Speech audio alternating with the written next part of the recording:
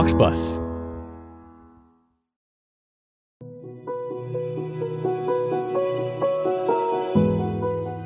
Are you ready to organize your amazing ideas into a powerful book? It's time to write your book. Welcome to The Right Hour, nonfiction tips from the right coach with Joyce Glass, where you can learn the business and craft of writing.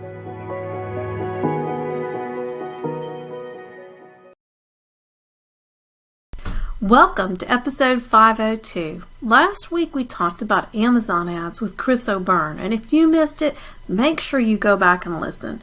Every author needs to create a book marketing plan, and Amazon ads needs to be an important piece of that plan. Today, Susan Neal is going to share her book marketing plan. She sold 5,000 books last year when she self-published. That is tremendous and above the average. Susan Neal is an author, speaker, and certified health and wellness coach whose background in nursing and health services led her to seek new ways to educate and coach people to overcome health challenges. She's the award-winning author of 7 books and multiple DVDs, CDs, and decks. Susan's mission is to improve the health of the body of Christ. Make sure you check out the show notes. You'll want to save them to Evernote or print them out. Susan shares an easy-to-follow book marketing plan, and it will help you sell your books. Well, I'm excited today to have Susan Neal with me, and she is a writer who is also very much into health and Christian yoga. So I'm excited to hear what she has to tell us about.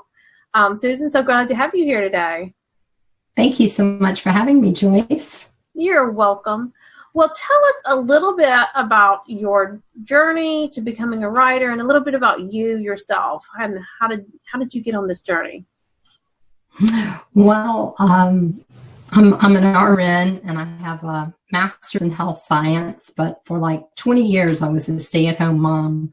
So back in 2007, I was writing. So 12 years ago, I was writing. And I was writing a Star Wars Bible study because I would watch these movies with my 3 kids. And you know, it's so much good and evil. So I could always bring out something about the Bible. So I was writing on that, piddling with that for years. But it wasn't until 2013 that I got really serious. My kids were getting to be a little bit older, and I went to the Florida Christian Writers Conference, and that opened me to the world of writing. And it was interesting because it was like the closer I got to writing, the further away I knew I was from being a good writer. And that's kind of like my journey was with God. The closer I got to God, the more I was tainted and knew I was not worthy. Mm-hmm. So those journeys were interestingly parallel. Then in 2014, I got serious. Okay, I'm going to write my book, my first book. It took me 2 years to write it. And what was really hard from 2013 to 24 was figuring out my genre, because it's like, I could have written the Bible study on Star Wars. I could have written on parenting. I could have written on Christian yoga because I did that. I mean, I was like, had so many different genres I was interested in. Mm-hmm. But I chose the one that I was doing on a daily basis. I went to my church and I taught Christian yoga.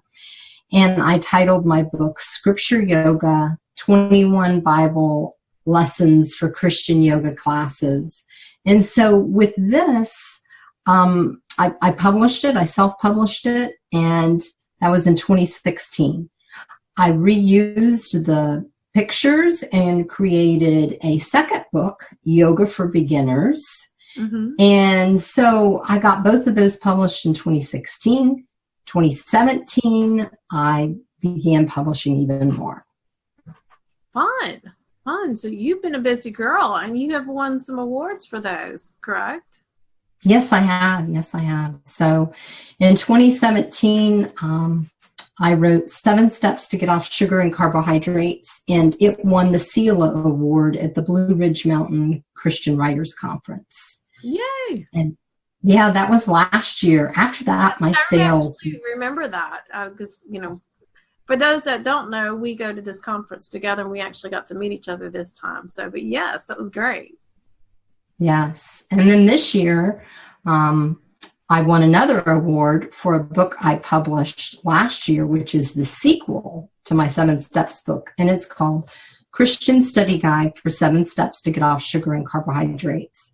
So it won the Director's Choice Award at the Blue Ridge Mountain Christian Writers Conference. So that was just last week when I was with you there. Yes. I probably need both of those. Because me and Sugar have a great relationship. We like each other a lot. Unfortunately.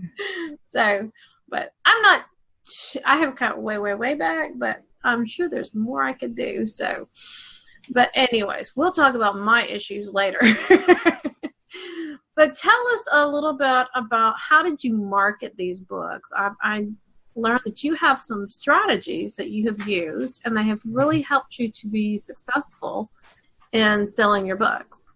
Yes. So I published 7 Steps to Get Off Sugar and Carbohydrates in December of 2017. And I was like, okay, so what I'm going to do for the whole year of 2018 is I want to write 1 guest blog post, 1 magazine article, either online or print, and be on 1 podcast every month for 12 months. Mm-hmm. So that was like my overall marketing strategy. Now, I was able to meet it for the guest blog post in the magazines. I didn't meet it for the podcast, but I probably did like quarterly. Right. So this year, 2019, I've made up for it, and I've been interviewed on 20 podcasts in the first 6 months of 2019. Wow. So am I number 20? I think you are. Yes. Yes, you are. Awesome. That is a great plan, because I think that's where a lot of writers realize or don't realize they miss the boat, that connecting with other people and getting in front of their audience, and obviously you want their audience to have some kind of similarity or connection to what you're doing, then that is a great way to grow your audience, because then they get to hear you with somebody else. And it's that whole third-party validation thing. Oh, Joyce brought this lady on, Susan Neal. She sounds really interesting, and she does da-da-da-da-da, and she did this, And for whatever reason, it's not a gimmick. It's proven it works. And, how many times have you told a friend or a relative something and they didn't listen to you, but then somebody else tells them the same thing and they'll go, oh, well, that's a good idea. Yeah. And you're over here going, I said that. But because they know you, it's harder for them to take you as seriously as somebody else, So right. It is what it is. But yeah, so I like that. So podcast, blog posts, and magazine articles. Yes. That's an excellent way to do that. And for those of you that the magazine articles and even blog posts, blog posts you can search online and find blogs for that. But for the magazine articles, I did do a podcast with Michelle Medlock Adams. I'll have to look, and I'll put it in the show notes which podcast it was. But it was about freelance writing, and because she has done a lot of that. I don't know if she's doing as much of that now, but she has done a lot of that in the past. And part of that is her marketing strategy too, how she grows her business and has grown her business. So excellent idea. So what's another one? Well, you just have to figure out, for me, it was easier for me to get on to magazine articles or guest blog posts with someone I knew, mm-hmm. or even a podcast. Mm-hmm. So to be able to do that, you've got to figure out how to find these. Okay, for the magazine articles, yeah, you can go to the Christian Writers Market Guide or the Market Guide, but you don't always get in. The same with podcasts. So another thing to do is to cultivate relationships when you go to writers' conferences. So I try and get to know as many people as I can and look at their card or whatever. And you find out, oh, they write a blog or they do a podcast, and you find out and ask them about it. And then you ask, would you be interested in me writing a guest blog post or interviewing me for, your podcast? And you could tell a little bit about yourself. So you find people that way. And then the other way is when you're going to these writer conferences, you want to look and see who the editors are for magazines. Right. Do your research. Look at what they have. Come up with ideas for what you might, want to write on. For example, last year at the Blue Ridge Conference, I met with Susan Reichart, who is the editor for Southern Writers Magazine. Okay. And so, even though I'm healthy living, I said, how would you like an article, how to sell 1,000 books in 3 months? And she's like, that sounds like one we would like. So since January of this year, I have, I've been on in their magazine. This summer will be the 3rd time. So, and it was just from me, making an appointment with her, researching and pitching to her readers. You want to pitch to their readers. You want to pitch to their listeners. Right. So even though I'm healthy living, I'm here talking to you about your listeners who want to know how to market their books. Right, because you've done it and you've done it well. So exactly. So it's being smart with your marketing. But how many of my listeners might also need some help with their healthy living? So you never know. There's always that crossover. And same with the Southern Writers magazine. I'm sure there's plenty of people who like, oh, she writes about that. That sounds interesting. And they go look you up. So, but let me tell everybody something that Susan did very well. When she sent me an email asking to be on my podcast, she stated, I've been listening to your podcast and I left you a review. What podcaster out there is going to turn you down unless they're just plain rude? I left you a review. That's like gold, And so that's a smart marketing technique. You are helping them so they can help you. And that's gold. And so do you mind if I put your email in the show notes so that a screenshot of it? That'd be great. Okay. Oh, that would be great. Because it was very well done. It was very well done. She had showed me what she had done, what she's written, how she could help my listeners. And so, I like that. And it was great. And so then I sent her, I have a link where I have my guest podcast people who want to be on my show, a link, and they answer some questions. And in that, she gave me some more information. And that's how we came up with this topic for today. So be valuable to someone else. That's the key. How can you be valuable to someone else? And it may not be your exact topic, but you still can, like she's done, you can relate it in there to my listeners, but my listeners also may need some healthy living. Who doesn't need that? We all need that. So I love that. So you had the guest posting, the podcasting, and what else? What are some other things that you did? Okay, so I'm a contributor to the Right Conversation, Edie Mailson's blog, and so I recently wrote a article for her and went through some different ways that we as authors, what we need to do to market our books. Well, number one, when somebody goes and they're going to look for your book, they're going to look at reviews. So you need to get a book review team. And what I do is I try and get this group of people before it is ever launched. And I try and get them the book beforehand, give it to them a month, give them an advanced review copy, give it to them a month ahead of time so that, and ask them within the first 2 weeks that it is up, could you please write a review? So you want to get book reviews. And then you want to keep asking for book reviews. For example, if you get positive feedback from people, then go ahead and ask back, oh, well, I'm so happy, that it benefited you. Would you please post a review?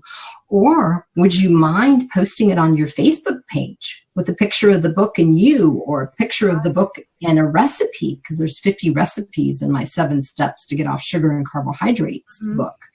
So, you want to keep thinking of ways, to market and to get book reviews. And it doesn't hurt to ask. No. All I can do is say no, okay. Right. So, and for those that are, most of you should be writers that are listening to this, book reviews are the same thing. Like, I need podcast reviews for my podcast. It helps grow your listenership because people, they look at them and they'll decide whether or not they're going to buy the book. If there's 50 reviews that say this is a piece of crap, most people are not going to buy the book. But if you have 100 reviews of glowing, this helped me and I'm healthier and I'm happier and whatever that happened to them, then that's great. And I think the same thing about the marketing on Facebook. That is key and huge too, because, then it's not contrived. It's they are out there going, this helped me, and this is the book that helped me, and this is how it helped me. Or I love this recipe out of this book because I've been learning to eat healthier. That is excellent. I love that. Love that. So tell me then, what is another strategy, or is there any more about the book review we need to know before you go to the next thing? Well, I would say marketing via social media. But with social media, you want to add value. So out of every 5 posts, 4, you don't want to be anything about you. You want to benefit your listener, your reader. And then one time it could be about you, about you're on a podcast, or, this is my book, or whatever it may be. Right. And then what I do is, like, every time someone friends me, I go and look at their profile. And, this is a great example. Okay, I looked at this profile, and this person was Dr. Shan Hussein, and he has a podcast. And I saw, he has a great podcast. Okay, so I went to his podcast, and then I direct message, checked it out, and I would have been of value to his listeners. And so I direct messaged him on Twitter. Because I don't have his email or anything. I direct messaged him. He direct messaged me back, yes, I'd love to have you as a guest on my show. Mm-hmm. So it was via Twitter. And I had another friend that she has excuse me, she ended up having a guest blog post I didn't even know about. But I saw on Twitter she had a brand new Christian book that she had just launched. She didn't have many reviews, so I was encouraging her. I got a copy of the book. I wrote a review for her, and now we're like really good friends. So you meet all sorts of people through social media. Right. So check out their profile, see how you could benefit their audience, and at the same time, get in front of a totally different audience that people would find out about your book. Right. It's not that you're just pitching, my book. You're providing value. And also, just FYI, I have a book. If it interests some people, wonderful. If it doesn't, I hope I have helped you to learn how to market your own book. Right. Because with marketing, many times it's not that you have low sales, that it's a bad book. It's because people don't know about it. Right. That's the key. If they don't know, they're not going to buy it. So, and if the more activity you keep going like that, and you need to treat marketing, and I see that you have done this, you need to treat marketing your book as a part of your writing business. And it does take time, but if you set aside that time, it's worth it. And I know many people are probably groaning and rolling their eyes and going, I don't want to market. Well, sorry. If you want to write books, you're going to have to market. Whether you traditionally publish, self-publish, it doesn't matter. You have to market your own books. And because traditional publishers are not doing what they used to do because their budgets are cut and they don't have the manpower to market books like they used to unless you are already, an Oprah or a Warren Buffett or a John Grisham kind of person, you're not going to get the same kind of care. So you need to, that's why you got to learn these skills. And this is a good way to start. And Susan has great techniques that you need to dig in deeper. And I'll put a little more information in the show notes about this too, so that I want you to listen to it, but then you can also read it in the show notes so that these tips that she's giving you, you need to take serious and do it, and it will really help. So we've got book reviews, we've got talking to other people and through their blog posts, podcast, and magazine articles. What's another way? Is developing a media kit. And with your media kit, you need it if you are going to pitch to newspapers. Mm-hmm. And also it's very beneficial with podcasts. Mm-hmm. So, for example, I need to tell my newspaper, better write this down on my to-do list, is that my newspaper needs to know that I just won an award. Yes, you do. You do. Because, and they've already done some other things for me, but they, I had an article, it was last summer. Mm-hmm. So now it would be this summer, and they have a faith section. Okay. So with faith sections, they're always looking for something. So this is an award for my Christian study guide book. So this will be, perfect to let them know about. Right. But let them know about the award and the book, and then it's perfect.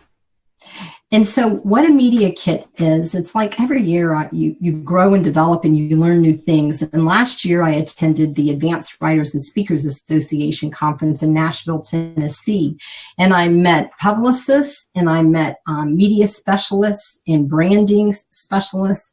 And so I hired someone to help me with my branding and with my media kit and creating a media kit, because I was like, what is in a media kit?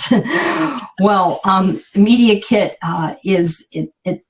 it's a one sheet, and it includes your book cover, a description, your bio, a headshot, any book review comments, any press release quotes, like that was in the newspaper from last summer for one of my books, right, and interview questions and answers. Mm-hmm. So it looks beautiful. It's professionally done. What I do is I hire someone from Fiverr. That's Fiverr.com for under $20. And they put together the beautiful one sheet front and back. And then you can attach that and send that in your email. Or if you're going to a large newspaper, what's best is to put it in Dropbox and then attach it via Dropbox, because that prevents any type of viruses. Right. When a newspaper is going to be opening up a lot of different documents. Right.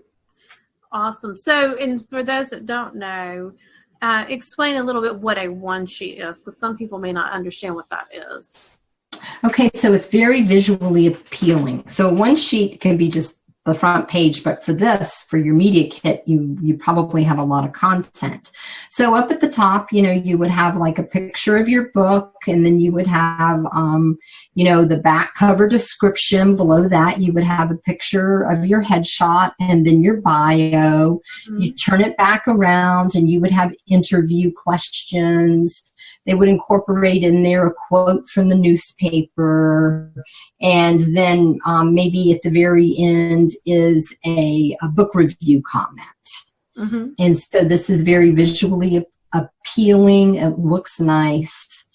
And for this big podcast tour that I've been doing of booking 20 podcasts in 6 months, I had to prepare for it. And my preparation was to get my website up and running and beautiful. And it's an author website. I used to just have christianyoga.com. And last fall, I expanded to Susan, U as an umbrella, Neal, Neal.com. Mm-hmm. Take a look at it. Right. It's like a very up-to-date, visually appealing, lots of photographs, lots of free content to get people on your email list. Right. Very beneficial to the viewer. It's like, how can I help them? When you create this, you want to create it from the perspective of what can I give them for free? How can I help them?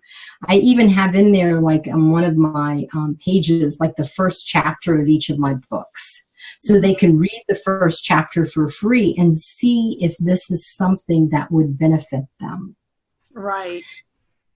So I did my media kit and I did my new website. Then in preparing for my podcasts, or, in preparing for magazine articles or whatever, if you can leave a review for someone, is I did what you said, Joyce, is I listened to their podcast. I wrote a review for them, and then I emailed them and included this content plus any awards that my book have won. Mm-hmm. Yeah, and that helps because that shows your credibility. That shows that you are paying attention and you're not just, hey, I want to be on your podcast, can I? There's a professionalism to it. And it shows and people will pay attention to that. So that is excellent. And so then you said, and we already talked about social media a little bit, didn't we? Right. I would say awards. You want to put your books in contests because if they win awards, then it's another opportunity for you to go to the newspaper. It was last May, when my 7 Steps to Get Off Sugar and Carbohydrates, it won first place in the CELO Award. Surprised me. It was by the grace of God and my great editor. I have a great nonfiction editor, Janice Whipple. And so it won, and after that, it sold 400 copies per month for like over 6 months. Wow, that's great. And because you were telling people that it won an award, right? I was doing all of this. I was doing, all of this, but I was able to add the award, and so my book ended up selling 5,000 copies in 14 months. That's excellent. That's excellent. Because do you know what the average is? Have you heard? Like 2,200? What? 250 in a year is what the average is for most people, because they're not doing that kind of marketing usually. Or it could be the book. Who knows? But typically, if I had to guess, most people, it's the marketing, because I know many writers, it terrifies them. And it's not my favorite thing to do either, but it's something you've got to do, So that's that. I love that you have done this. So I plan on creating a course now. For all of you out there, I'm going to create a very simple marketing course, because at the Blue Ridge Conference, I'm just like telling everybody how to market their book. So I'm going to create a course. Awesome. It'll be on my website. Awesome. Well, I'm creating a course on how to write the book. So then they need to go to you to how to market the book. Yes, that's right. So that would be perfect. So let's review real quick. So first you said what part of your marketing plan was, what would you call this? Connecting with influencers, I guess is what I call it, where you're doing the magazines, the post, the blog post, and the guest podcast.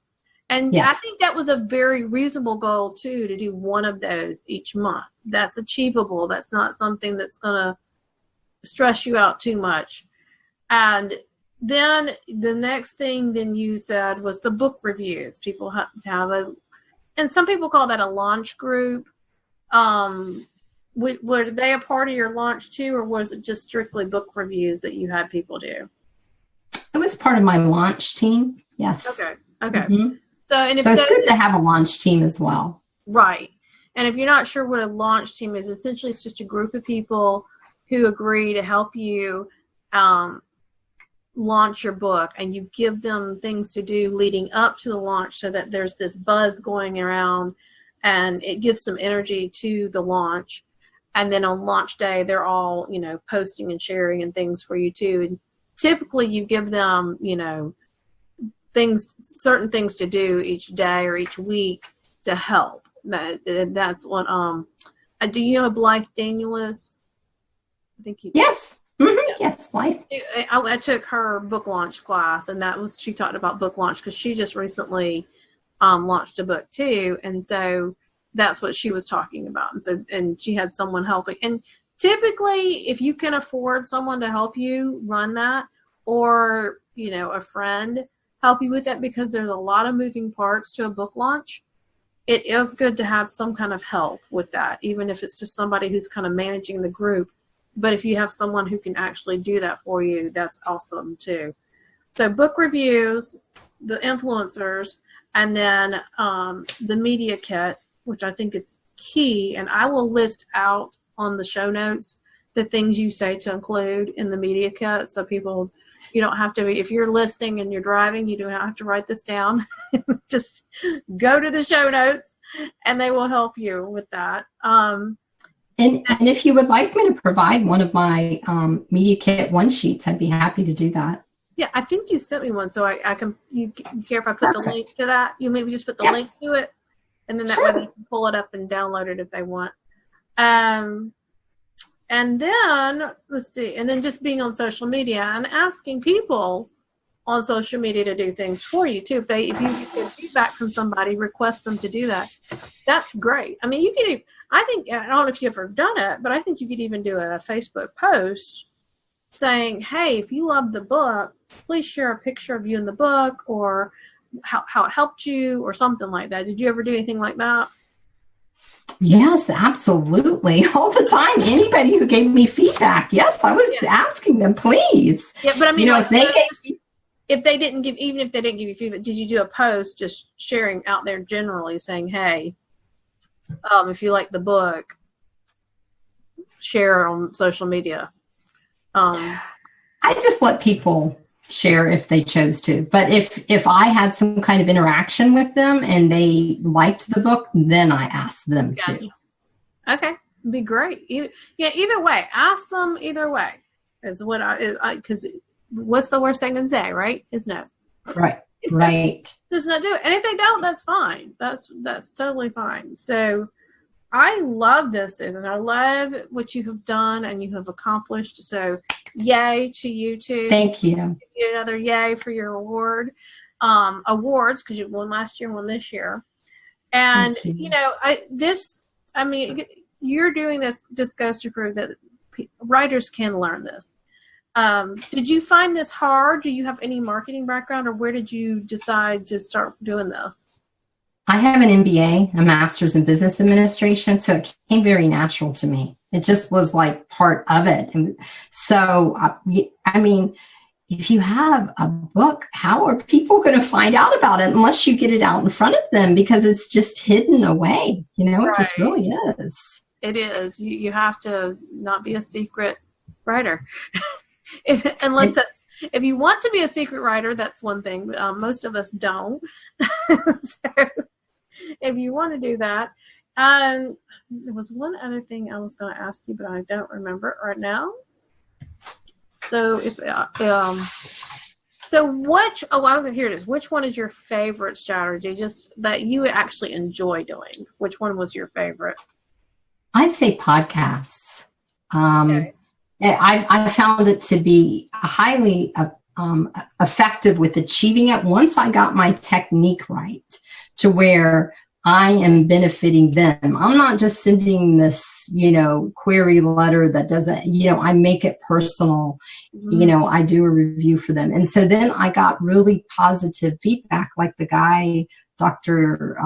Shan Hussein from Nottingham, England. It's like I was on this podcast yesterday. It's like unbelievable. Now you are international, my friend. So I think I really enjoyed the podcast, and I'm fine with speaking in front of people. So it came very natural.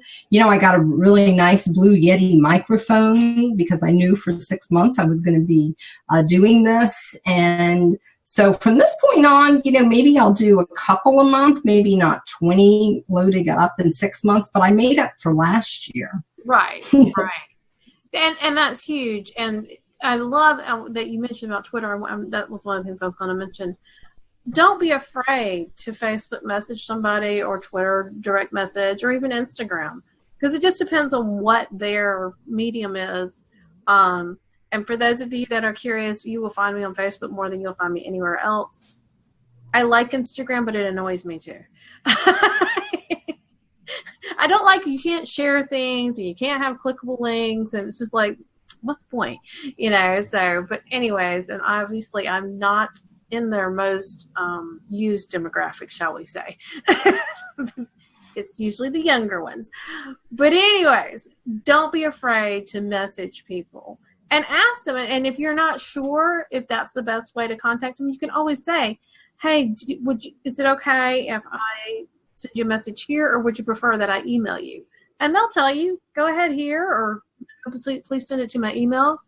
And they'll tell you, because I've had that happen with people that I've been trying to do things with too. And you just be professional is the key.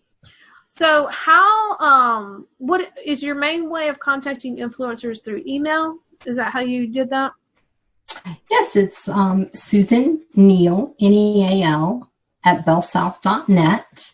And also on my website, I do author coaching. So specifically, like if you're having a hard time figuring out your genre or marketing, and that is SusanUNeal, NEAL.com/author coaching. Okay.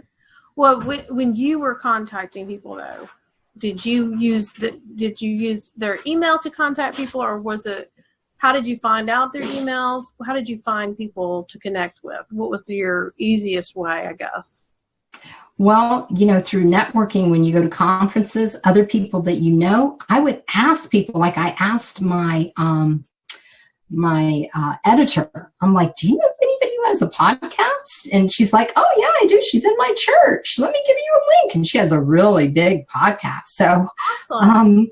Yeah. So, it's that way. It's your networking. It's also through professional organizations. Like I was in ASA, which is Advanced Writers and Speakers Association. So I went there and I looked to see if anybody had a podcast or blog or whatever. And then I would find their email via there. Right. So the other thing I used was called radioguestlist.com. And that is a $9 a month. Yeah, radioguestlist.com is a $9 a month subscription to find podcasts and radio shows that are actively seeking guests. And what was that link again? Radio guest what? Radioguestlist.com. Okay. So they are actively seeking. It costs $9 a month. You get 40 potential shows, and I'd say probably 4 a month, probably 10%, 4 a month are applicable to me.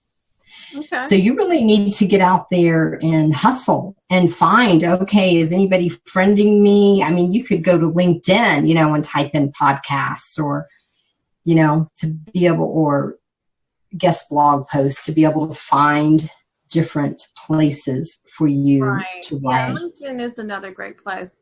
And one thing that I have done too is just go to the, iTunes podcast online and put in the different topics. Like if you want to talk about health or writing or whatever, and see what podcasts are out there. But then the real joy is you've got to click on the link and make sure that they're still, because some of them, they're out there, but they haven't released anything in a year or so, don't mess with them because they're not going to help you. But you wanted to see if they've released recently, then go to their website, and typically there'll be something on their website, which I'm bad. I keep saying I need to put something on my website for guests too. But contact them. If there's nothing on their website that says, this, I do take guests.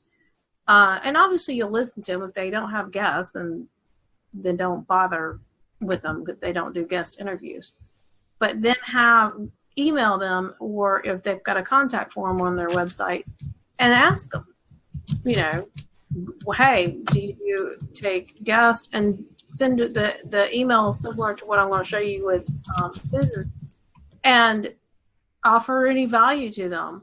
And for the first email, it can be short and simple, and what things you can offer. It doesn't have to be super long. And then when they come back and say, yes, that would be interesting, then you can come back with some more information, or they'll tell you their process, whatever their process is. So that is great. I love that. Thank you so much, Susan. I know I had forgotten about that radio guest list. And something I learned at Blue Ridge with the class that I took this past time is that she said that when you go into iTunes, and let's say I look up yours, the right hour. And then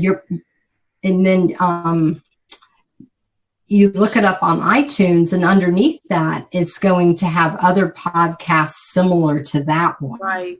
Yep. And so then if you've been on a podcast, or, this one's similar to what genre would be applicable to you, that's where you can find other ones. Yes, that's another excellent thing to do, definitely. So it's one of these things that you need to take some time, once or twice a week, and be looking things up, and then sending queries out to people to see if that you could be on their show. So definitely. So there's two more questions. Tell us a little bit about your writing time when you write your books. Do you have a consistent time you write? Do you write daily? What worked for you, and what are some things that didn't work for you?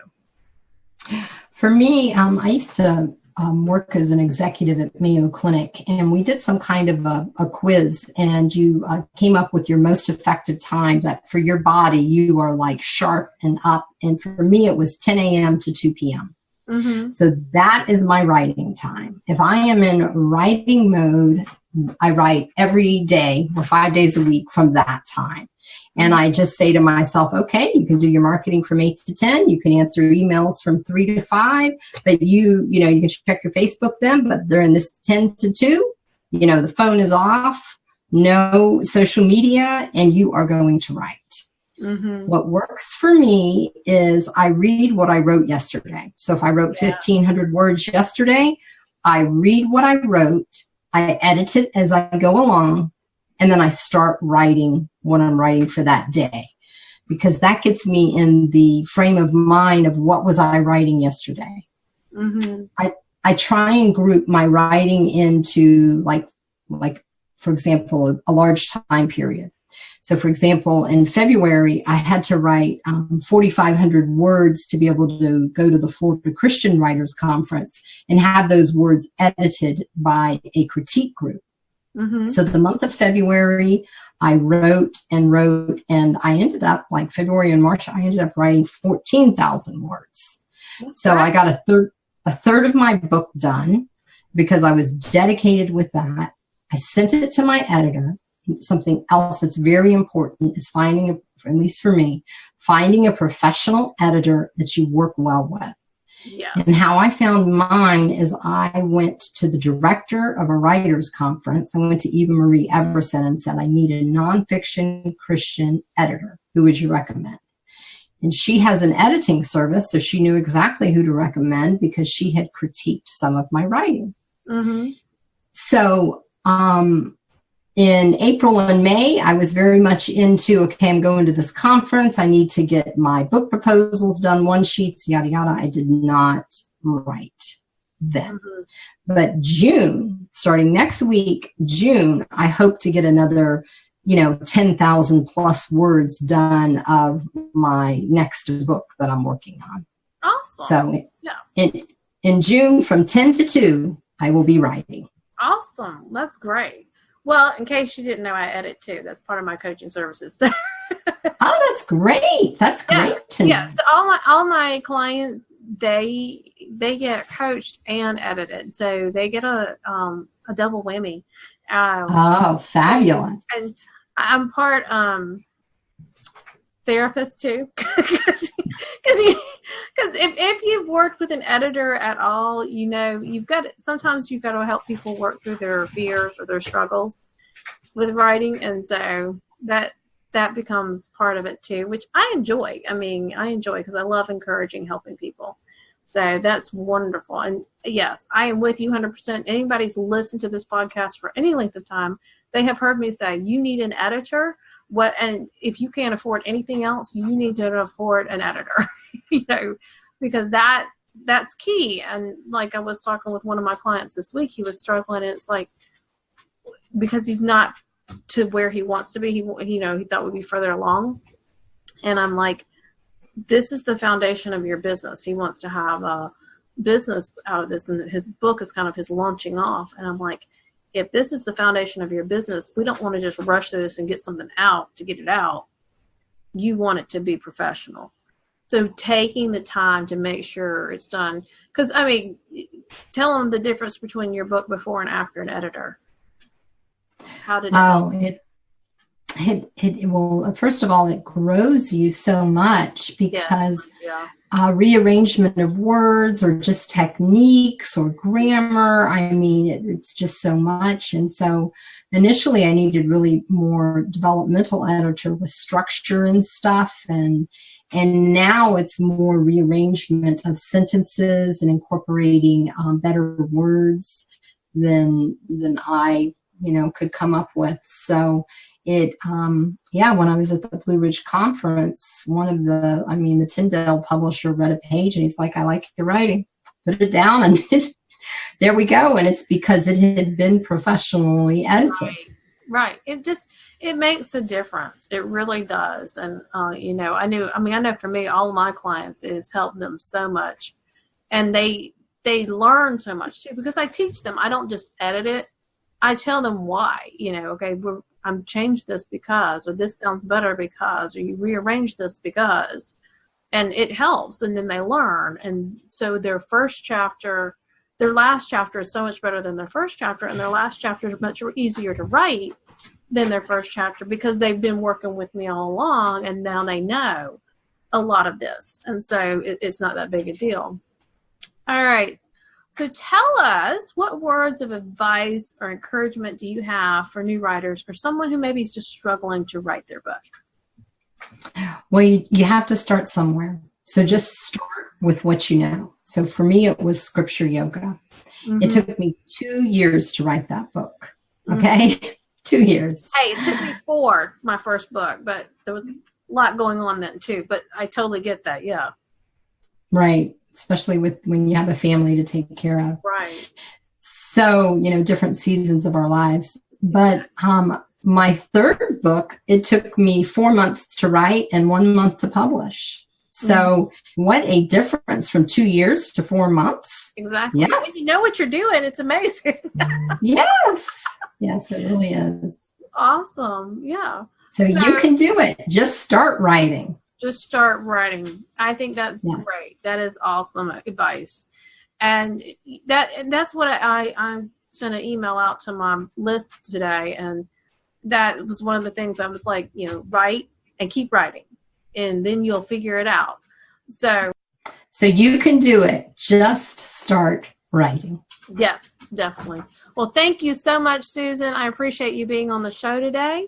And I hope you have a wonderful afternoon, and I will be sharing all your wonderful goodness. And so definitely let us know when you have your course ready too. So I'd love to help share that. Thank you. Thank you. My pleasure.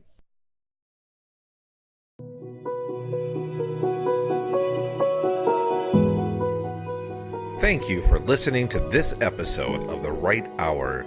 Are you wondering how to start your writing journey but feel overwhelmed or confused?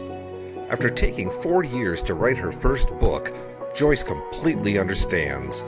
She created the 4 steps to the right book to help you clarify your focus, create and organize your content, and complete your book. She shares tips on the writing process, and you can download the Writing Planner to track your progress and create weekly and monthly milestones to complete your book.